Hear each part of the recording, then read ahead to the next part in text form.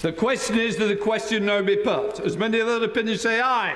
ব্রিটেনে ব্যাপক আলোচনা সমালোচনার মধ্য দিয়ে এবং কঠোর শর্তে মরণাপন্ন রোগীদের জন্য অ্যাসিস্টেড ডাইং অনুমতি দিতে এমপিরা ভোট দিয়েছেন।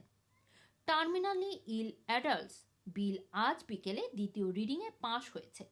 টার্মিনালি ইল অ্যাডাল্টস নামের এই বিল অনুযায়ী ইংল্যান্ড এবং ওয়েলসে মানসিকভাবে সুস্থ তবে অসহনীয় এবং দুরারোগ্য ব্যাধিতে আক্রান্ত এবং আর 6 মাসও বেঁচে থাকার সম্ভাবনা নেই এমন কেউ চিকিৎসকের সহায়তায় স্বেচ্ছায় মৃত্যুর পথ বেছে নিতে পারবেন। বিলটির সমর্থনকারীদের যুক্তি হল এটি অসুস্থ ব্যক্তির কাছে তার অসুস্থতার যন্ত্রণা থেকে বাঁচার এবং শান্তিতে মৃত্যুবরণের সহায়ক।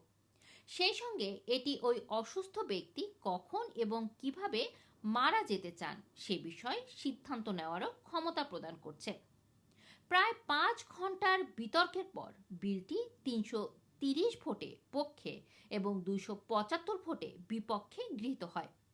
প্রধানমন্ত্রী কিয়ার স্টারমার, যিনি 2015 সালে একই ধরনের প্রস্তাব দিয়েছিলেন, তিনি জানিয়েছেন সরকার ভোটে নিরপেক্ষ থাকবে। রাজনীতিবিদ, বিশ্লেষক এবং সাধারণ মানুষ সবাই এই ভোটের ফলাফল নিয়ে অনিশ্চিত ছিলেন।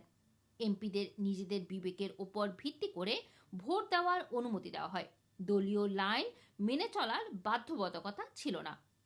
ভোট গ্রহণ শেষ হওয়ার মাত্র কয়েক ঘন্টা আগ পর্যন্ত 650 এমপির মধ্যে অর্ধেকের মতামত কিভাবে ভোট দেবেন তা জানা সম্ভব হয়নি। পক্ষে ভোট দিয়েছেন স্টারমার এবং সাবেক প্রধানমন্ত্রী ঋষি সুনাক। বিপক্ষে ভোট দিয়েছেন লিবারেল ডেমোক্র্যাট নেতা অ্যাড ডেডি, কনজারভেটিভ নেতা কেমি বার্ডোনোজ এবং mother of the house ডায়ান Abbott. এছাড়া ব্রিটিশ বাংলাদেশি এমপি রুশনারা আলী এবং আফসানা বেগম এর বিরুদ্ধে ভোট দিলেও এর পক্ষে ভোট দিয়েছেন টিউলিপ সিদ্দিক এমপি। আইনে পরিণত হওয়া পর্যন্ত বিলটির পথ এখনও দীর্ঘ। আজকে বিতর্ক এবং ভোটের মাধ্যমে এটি মাত্র দ্বিতীয় রিডিং পেরোলো। এখনও এটি আইন হিসেবে কার্যকর হয়নি। এখন 40 পৃষ্ঠার বেশি দীর্ঘ এই বিল একটি কমিটির মাধ্যমে পর্যালোচনা করা হবে। এরপর এটি রিপোর্ট স্টেজে যাবে, যেখানে পুরো সংসদ বিলটিতে কোনো পরিবর্তন আনতে চাইলে আলোচনা করবে। তবে এটি আগামী এপ্রিলের আগে সম্ভব নয়। বিলটি হাউস অব কমন্সে তৃতীয়বার ভোটের মাধ্যমে পাশ হতে হবে। এরপর এটি হাউস অব লর্ডসে যাবে। উচ্চকক্ষের অনুমোদন এবং রাজা চার্লসের সিলমোহর পাওয়ার পর এটি আইনে পরিণত হবে। ইউরোপ এবং যুক্তরাষ্ট্রের কিছু জায়গায় মানুষের মৃত্যুর অধিকার রয়েছে। Campaign group dignity in dying এর তথ্য অনুযায়ী প্রতি 8 দিনে একজন ব্রিটিশ নাগরিক বিদেশে গিয়ে মৃত্যুবরণ করছে। সুইজারল্যান্ডের সহায়তা প্রাপ্ত মৃত্যুর প্রতিষ্ঠান ডিগনিটিস গত বছর এমপিদের জানিয়েছেন তারা 540 জন ব্রিটিশকে মৃত্যুর জন্য সহায়তা দিয়েছেন। রুমানা রাখি, Rana TV, London. Terrified of a law like this becoming legalized because we don't feel that we have choice in life and choice over death. We don't have the care, end of life care.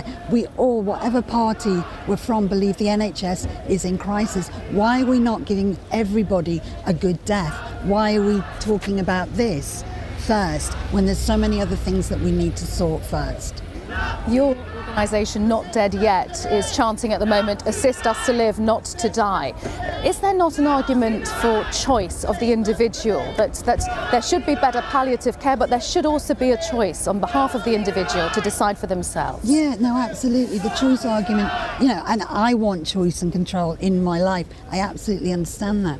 But unfettered personal freedom, choice, individual choice, that's one thing. But when there's a potential impact on everyone else, so a law that would allow a change so that doctors can give lethal medication to somebody to help them end their life, that's a massive moral and medical change and legal change. And we feel that once that's been crossed, there is no going back. And that's when you go individual choice versus the protection and what's best for everyone. So as well as looking at, what is the benefits of this bill, what are the potential harms of this bill? That's what we're concerned about. You mentioned that you believe this impacts everybody else, even if it is an individual choice. What do you mean by that? I mean that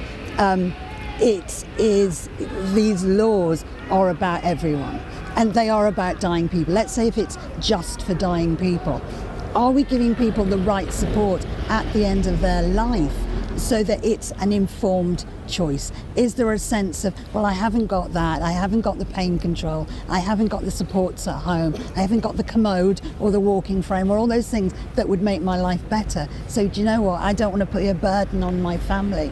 So we are worried about marginalised and vulnerable people feeling a pressure, a coercion, that they have no choice.